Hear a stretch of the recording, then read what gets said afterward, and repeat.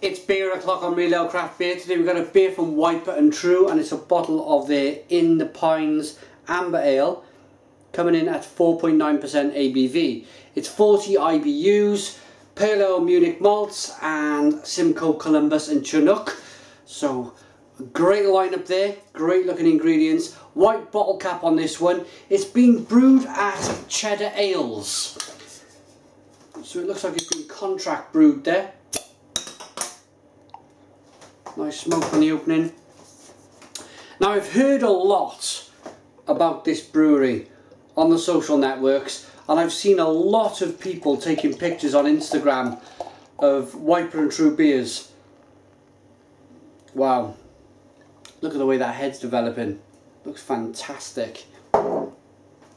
Wow, look at that. A lovely golden amber coloured ale, a little bit of a red colour to the beer as well. Lots of little bits of sediment floating round in the glass with a nice level of carbonation. It's got a 2-finger white head. That looks really, really good.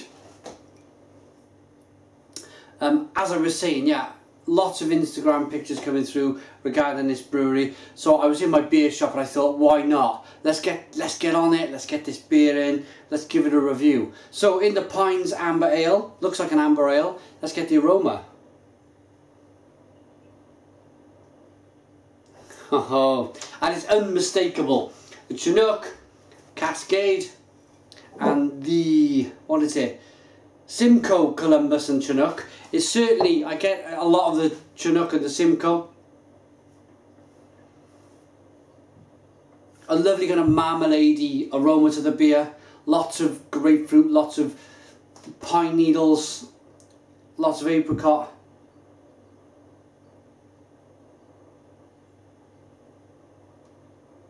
And kiwi fruit. Smells wonderful. I'm going to dive in. Cheers, everyone.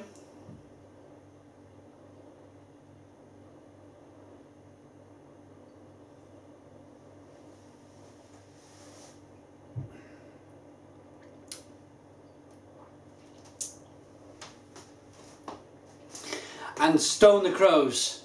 That is a wonderful, wonderful tasting beer. It's got all the elements of a big smacking pale ale stroke IPA. Lots and lots of hops in this beer. It's 40 IBUs, so you get a nice level of bitterness, but it's not crazy over the top, kind of wrecking your palate bitterness. The grapefruit's a nice flavour, the apricot, a little bit of mango in there. The pininess is great. I suppose that's why they call it In the Pines.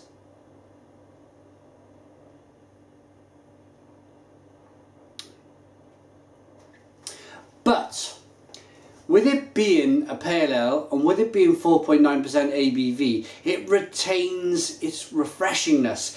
It's a very refreshing beer. It's very drinkable. It's not a big, sticky, kind of fat IPA, if you know what I mean.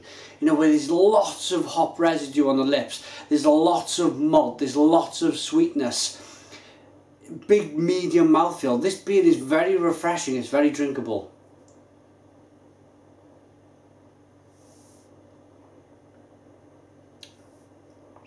The carbonation in the beer is perfect. It lifts the beer around, pushes the beer around inside of the mouth, kind of pushes it inside where your palate is, and it kind of releases all of that. Lovely flavour. And the bitterness, although it's 40 IBUs, it's very respectable. It's still a little bit of a warning as to, you know, this beer's got plenty of hops in it. It's not a shy beer by any means. I'm glad I tried it. Glad I tried their beers because, as I said, I've seen a lot of stuff going on the social media sites, and I thought to myself, I've got to get some of this in. It's really good. Pardon me.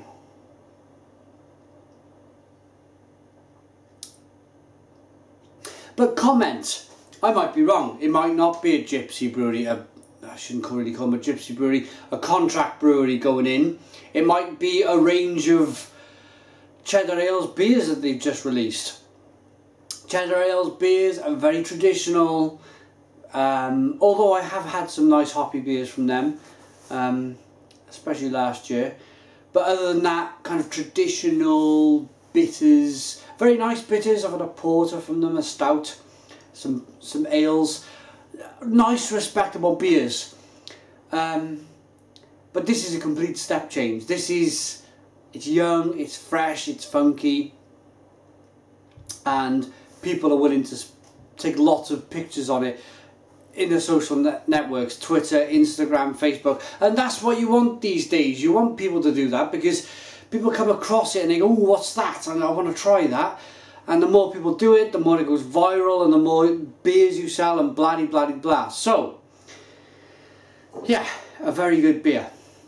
I'm gonna read you the label here now.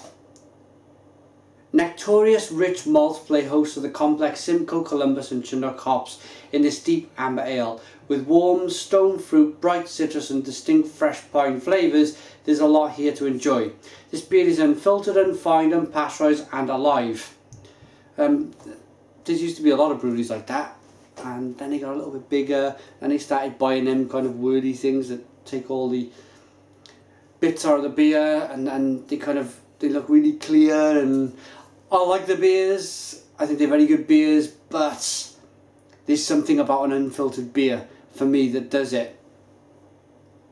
And these guys seem proud. I'll read it again. They seem proud about it. So this beer is unfiltered, unfined, unpasteurized and alive. It is naturally fermented in the bottle, producing a yeast sediment at the bottom. Stored upright and poured gently if you want to leave it there. Okay. So the second fermentation process happens in the bottle. Let me show you what I mean. There's a little bit of yeast in the bottom of each bottle. It will change the colour of the beer completely. There's enough there. And it does. Look at that. Lots of small bubbles. Lots of small yeast speckles floating around in the glass. And it's a little hazy.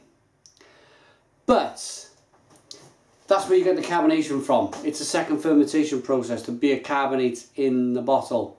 Great stuff. The old-fashioned kind of way of doing things without forced carbonation. Not that I got a problem with forced carbonation. I'm a bit of a traditionalist. So, rating then on this wonderful tasting beer. Wiper and True in the Pines.